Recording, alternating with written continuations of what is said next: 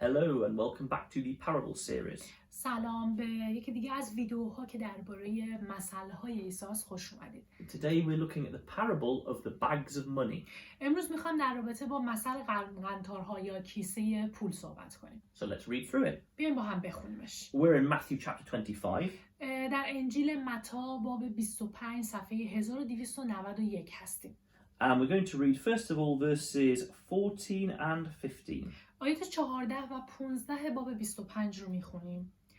همچنین پادشاهی آسمان مانند مردی خواهد بود که قصد سفر داشت. او خادمان خود را فراخواند و اموال خیش به آنان سپرد. به فراخور قابلیت هر خادم به یکی 5 قنطار داد، به یکی 2 و به دیگری 1 قنطار. آنگاه راهی سفر شد. So this man is going on a journey. پس در رابطه با شخصیه که میخواد بره به یه سفر. And he gathers his servants. خادمان خودش رو جمع میکنه قبل سفر. And there are 3 servants mentioned. و توی این داستان در رابطه با 3 از خادمان این آدم صحبت شده. And he gives some bags of money to them. به هر کدوم از این خادم ها کیسه های پول بهشون میده. But he gives different amounts to each one of them. و به هر کدوم مقدار متفاوتی پول پرداخت میکنه. One gets 5, one gets 2, one gets 1. به یه نفر 5 قنطار، به یه نفر 2 و به یه نفر 1. And it says he gave it to them according to their ability. و میگه که متناسب با قابلیتی که هر کدوم از خادمین داشته اون پول رو بهشون میده. So maybe there was one servant he thought would be better at looking after his money, at making money, at getting more responsibility. پس شاید یعنی یک خادم رو دید که میدونست قابلیت‌های بیشتری داره، بهتر میتونه از اون پول نگهداری کنه، میتونه سود بهتری در بیاره یا کار بیشتری باهاش انجام بده. That's why he gave him 5. واسه همین بهش 5 قنطار داد. And this is perfectly normal. In any job, there are people who are given more responsibility than others. که یک چیز کاملا عادی هستش. توی یه سری از کارها هم همینطوری هست. آدم‌های قابلیت‌های بیشتری دارن، بنابراین مسئولیت‌های بیشتری هم بهشون داده میشه. Now let's read verses 16 and 17. حالا آیات 16 و 17 رو میخونیم. مردی که 5 قنطار گرفته بود، بیدرک با آن به تجارت پرداخت و 5 قنطار دیگر سود کرد. بر همین منوال آنکه 2 قنطار داشت، 2 قنطار دیگر نیز به دست آورد. So the first 2 servants, they are good. They are working with the money. پس 2 خادم اول خیلی خوب بودن، رفتن و با اون پول کار کردن. Maybe they are investing or setting up a business or buying and selling. شاید سرمایه گذاری کردن یا کار خودشون رو راه انداختن یا خرید و فروش کردن باهاش. But they take the money their master gave them and they get more money back. ولی کاری که کردن با پولی که رئیسشون بهشون داده بود تونستن سودی هم ببرن. And they get the money back in line with how much they were given in the first place. و دقیقاً برابر با همون مقداری که بهشون داده شده بود از طرف اون رئیسشون همونقدر هم سود کردن. So the one who had 5 bags of money is able to get 5 extra bags. برابر این یعنی اون کسی که 5 کیسه پول گرفته بود تونست 5 کیسه دیگه هم به دست بیاره. And the one who has 2 is able to get 2 back. اونی هم که 2 کیسه پول داشت تونست 2 کیسه دیگه به دست بیاره. So we'd expect the one who was given 1 bag to get an extra bag back. با این اوصاف اینطور انتظار میره که اون شخصی هم که 1 کیسه پول داشت بتونه 1 کیسه دیگه سود کنه. But he didn't. ولی این کارو نکرد. Verse 18. آیه 18 رو میخونیم. اما آنکه 1 قنطار گرفته بود رفت و زمین را کند و پول ارباب خود را پنهان کرد. He doesn't do anything, he just hides it. هیچ کاری اصلا نکرد، رفت و اون پول رو قایمش کرد. Now the master returns. و الان رئیسشون میرسه. Verses 19 to 21. آیات 19 تا 21 رو میخونیم. پس از زمانی دراز ارباب آن خادمان بازگشت و از آنان حساب خواست. مردی که 5 قنطار دریافت کرده بود 5 قنطار دیگر را نیز با خود آورد و گفت سرورا به من 5 قنطار سپردی، این هم 5 قنطار دیگر که سود کردم. سرورش پاسخ داد آفرین ای خادم نیکو و امین، در چیزهای کم امین بودی، پس تو را بر چیزهای بسیار خواهم گماشت. بیا در شادی ارباب خود شریک شو. How good is that? چقدر خوب پیش رفت. He says, look, you gave me 5, I've got 5 more. به اربابش گفت تو به من 5 قنطار دادی، من 5 تا دیگه سود کردم. And the master says, well done, you've been good, you've been faithful. و اربابش هم بهش گفت آفرین، خیلی خوب بودی و خیلی امین بودی در کاری که بهت سپردم. I only gave you a bit of my money, but you've done good things with it. You've shown that you can be trusted. بهش میگه که من فقط یه مقدار از پولم رو به تو دادم و تو به من نشون دادی که میتونم بهت اعتماد کنم در رابطه با چیزای بیشتر. So he's very happy. پس خیلی خوشحال بود از دستش. So let's look at the man who had 2 and got 2 back. حالا بیاین در رابطه با اون آدمی که 2 قنطار داشت و 2 قنطار دیگه هم سود کرده بود بخونیم. Verses 22 and 23. آیات 22 و 23. خادمی که 2 قنطار گرفته بود نیز پیش آمد و گفت به من 2 قنطار سپردی، این هم 2 قنطار دیگر که سود کردم. سرورش پاسخ داد آفرین ای خادم نیکو و امین، در چیزهای کم امین بودی، پس تو را بر چیزهای بسیار خواهم گماشت. بیا و در شادی ارباب خود شریک شد. So again, it's really good. پس باز هم خیلی خوب بود. He says, well done, you've shown you can be trusted, you've done well. اربابش به این خادم هم میگه که آفرین، نشون دادی که میتونم بهت اعتماد کنم. And notice this master is very fair. و دقت کنی که چقدر اربابش عادل بوده. He doesn't say, you've only got 2, that chap had 5. چقدر با انصاف بوده. نگفته که تو فقط 2 قنطار دیگه تونستی سود کنی، اون یکی خادم 5 قنطار سود کرده. Because he knew he'd given this servant 2, so he wasn't expecting this servant to get, an extra 5 like the first one did. چون خودش میدونسته که فقط به این خادم دوم 2 قنطار پول داده و اون آدم هم 2 قنطار سود کرده و انتظار سود بیشتری نداشته که بخواد مثل خادم اول 5 قنطار سود کنه. He had done well with what he was given. نسبت به اون چیزی که اربابش بهش داده بود خیلی خوب عمل کرده بود. And now we come to the third servant. حالا میرسیم به خادم سوم. Verses 24 and 25. آیات 24 و 25 رو میخونیم. آنگاه خادمی که 1 قنطار گرفته بود نزدیک آمد و گفت چون میدانستم مردی تندخو هستی، از جایی که نکاشته ای میدروی و از جایی که نپاشیده ای جمع میکنی، پس ترسیدم و پول تو را در زمین پنهان کردم. این هم پول تو. So he says, look, I was scared.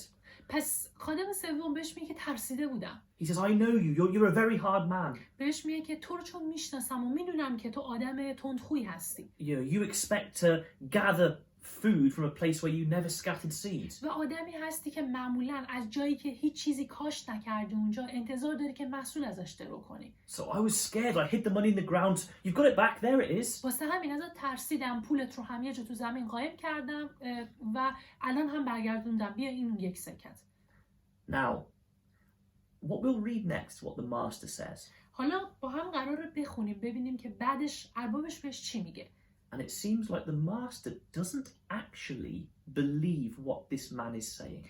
و به نظر میرسه که اربابش چیزی رو که این خادم داره بهش میگه رو باور نداره. And we'll see that if we read verses 26 and 27. آیات 26 و 27 رو میخونیم متوجه میشیم. اما سرورش پاسخ داد ای خادم بدکار و تنبل، تو که میدانستی از جایی که نکاشته ام میدروم و از جایی که نپاشیده ام جمع میکنم، پس چرا پول من را به صرافان ندادی تا چون از سفر بازگردم آن را با سود پس بگیرم؟ So he actually says, you wicked, lazy servant. پس بهش میگه که ای خادم بدکاره و تنبل. He doesn't believe what this man said about being scared. He said, no, that's not true. You're just lazy. و بهش یعنی با گفتن این حرف باور نداره چیزایی رو که خادم بهش گفته، با حرفاش موافق نیست و میگه که تو از تنبلیت بود که کاری نکردی. And he says, and I can prove to you that you're lazy. و بهت میگه که ثابت هم میکنم که تو تنبل بودی. Now, the master doesn't say that he is unfair, like the servant said he was. ارباب اینجا نیومده بگه که منصف نبوده مثل حرفی که این خادم بهش زده بود. But if you look at these verses, he says, okay, let's imagine I was. You say I am. ولی میگه که اوکی، حالا بیا تصور کنیم که من منصف نبودم. If you really believed that, why didn't you at least put the money in the bank so I could get some interest? اگر واقعا اطمینان داشتی که من یک ارباب بدخو و منصف نیستم، بدخو هستم ولی منصف نیستم، چرا پس از این پول یک سرمایه گذاری نکردی، به یک صرافی جایی ندادی که بتونی حداقل یه سودی به من برسونی؟ If you really were scared of me, you would have done something to try and get some money back for me. اگر واقعا از من میترسیدی یه کاری میکردی که بتونی به من یه سودی برسونی. So what he's saying to the man is, don't lie, don't make excuses, you're just lazy. پس با گفتن این حرفها به این خادم بهش میگه که دروغ نگو و بهونه نیار. کاملا مشخصه که از تنبلی کاری نکردی. And so, verses 28 and 29 for the punishment. حالا آیات 28 و 29 رو بخونیم ببینیم مجازات این آدم چی بود. آن قنطار را از او بگیرید و به آن که 10 قنطار دارد بدهید. زیرا به هر که دارد بیشتر داده خواهد شد تا به فراوانی داشته باشد. اما آن که ندارد همان که دارد نیز از او گرفته خواهد شد. So he says, take his one bag which he did nothing with and give it to the chap who's now got 10. پس بهش میگه که اون یه سکه، اون یک قنطاری هم که داره رو ازش بگیرید، بدین به اون شخصی که الان 10 قنطار داره. And he says this interesting expression. و بعد یک عبارت جالبی رو ازش استفاده میکنه. The person who has something will get more. میگه کسی که چیزی رو داشته باشه بهش بیشتر هم داده میشه. The person who has nothing will have even that taken away. و کسی هم که چیزی نداره همون چیز کوچیکی رو هم که داشته باشه ازش گرفته میشه. And then finally verse 30. و در نهایت آیه 30 رو میخونیم. این خادم بیفایده رو به تاریکی بیرون افکنید، جایی که گریه و دندان بر هم ساییدن خواهد بود. He says, now take that servant and throw him outside where there is weeping and gnashing of teeth. پس میگه که این خادم رو بگیرید بندازینش بیرون، جایی که گریه و دندان بر هم ساییدن هستش. Now that expression is familiar to readers of the gospel. این عبارتی که اینجا به کار برده برای کسانی که اناجیل رو میخونن آشنا هستش. It's almost like a code for someone who gets judged badly by God and Jesus. یه جورایی مثل یک کد میمونه و به ما در رابطه با کسی میگه که در داوری عیسی اون رو داوری کرده و بدی اون آدم مشخص شده. Someone who gets rejected from salvation and eternal life. کسی که رد میشه، نجات و رستگاری و زندگی ابدی بهش عطا نمیشه به خاطر بدیش. Now we don't want to be that servant who gets rejected, do we? مطمئنا ما نمیخوایم مثل این خادم باشیم، خادمی که ردش میکنن و نمیذارن اون رستگاری رو به دست بیاره. So let's understand what this parable is saying. پس بیاین با هم ببینیم که اصلا این مثل داره به ما چی میگه و درکش کنیم. The bags of gold represent almost the responsibility, the gifts, the abilities which God gives us. این قنطارها یا کیسه های طلا نشونه‌ای هست از مسئولیت ها یا اون قابلیت هایی که خدا به ما میده. Not everyone is the same. همه هم مثل هم نیستن. Some people are better at some things than others. بعضی ها توی یه سری از کارها نسبت به دیگران بهترن. Maybe someone who is due to the way they brought up has more confidence, more ability to speak. شاید یه سری ها به خاطر روش تربیتی و روشی که بزرگ شدن تو زندگی اعتماد به نفس و اطمینان بیشتری دارن تو صحبت کردن. Maybe they have more resources or can go places where others can't. یا شاید یه سری ها منابع بیشتری یا دارایی بیشتری داشته باشن و بتونن به جاهایی برن که دیگران نتونن. Maybe in some ways they are cleverer than other people. یا شاید یه سری ها یک جورهایی نسبت به دیگران باهوشتر باشن. Or let's imagine another person who has wonderful health and wonderful energy. یا یه شخص دیگه‌ای که در مقایسه با آدم‌های دیگه سلامتی و انرژی بهتری داشته باشه. We might say that person could probably do more than in some ways than someone who is very ill or very tired all the time. اگر بخوام مقایسه کنیم اون شخصی که انرژی بیشتری داره و سلامتی کامل رو داره در مقایسه با کسی که بیمار هست میتونه کارهای بیشتری رو انجام بده.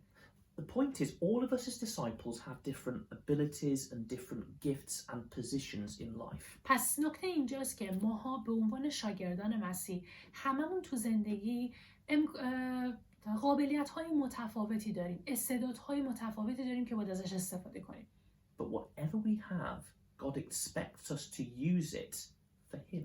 و خدا هم از ماها انتظار داره با این دارایی‌ها، با این قابلیت‌ها، استعدادهایی که داریم ازش در راه خدا استفاده کنیم. And he doesn't expect us to deliver more than he's given us. و خدا از ماها انتظار این رو نداره که بیشتر از اون استعداد و قابلیتی که به ما داده بهش برگردونیم و سود بیشتری بهش بدیم. Imagine someone who has had a very, in some ways, easy life. تصور کنید یه شخصی یه جورایی زندگی آسونی داشته. They have lots of resources, they have lots of languages. منابع و دارایی زیادی داشته، زبانهای زیادی رو میدونه. And they have lots of time. زمان زیادی داره. Maybe they could go around preaching the gospel to loads of people, converting lots of people. چنین آدمی میتونه بره به جاهای متفاوت بشارت بده، آدمهای زیادی رو به سمت مسیحیت بیاره.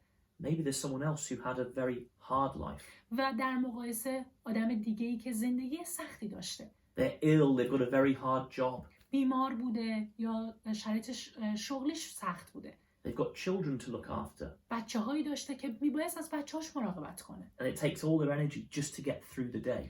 و تمام انرژیشو فقط صرف این میکنه که روزهاشو بگذرونه. They might not be able to do as many things as that first person we talked about. ممکنه چنین آدمی نتونه به اندازه اون شخص قبلی وقت بذاره و کارهایی که اون آدم میکنه رو این شخص انجام بده. That doesn't matter to God. و برای خدا هم چنین چیزی مهم نیست. God isn't going to look at that person and say, why didn't you do as much as that person? خدا قرار نیست به این شخص دوم نگاه کنه و بگه که تو چرا به اندازه اون آدم قبلیه تلاش نکردی و اونطور کار نکردی. God doesn't compare us to each other on what we've done or what we've achieved. خدا ما آدم‌ها رو با همدیگه مقایسه نمی‌کنه ببینه که شما این رو به دست آوردی، شما به فلان چیز رسیدی، اون یکی کمتر یا بیشتر به دست آورده.